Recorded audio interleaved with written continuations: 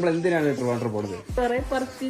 Purchasing. നമ്മൾ പലചരക്ക് സാധനം മേടിക്കാനായിട്ട് നേരെ ട്രിവാൻഡ്രം പോവുകയാണ് സുഹൃത്തുക്കളെ. ഇതിന്ന് നേരം വെളുക്കും. ദൈവമേ, ഞാൻ എന്തായി കാണുന്നത്? നേരെ ആള് ഇതിന് ഭയങ്കര വെയിറ്റ് ഇടാ വണ്ടി. ഈ വണ്ടി ഞങ്ങളുടെ ഇല്ലേ, ആളവിടെ. ചേട്ടാ, ഈ ചെറുപഴം എന്താവല്ല വണ്ടി ഞാൻ പറഞ്ഞില്ലേ കൊണ്ടുപോകുന്നത്. ഇങ്ങോട്ട് വന്നേ നീ.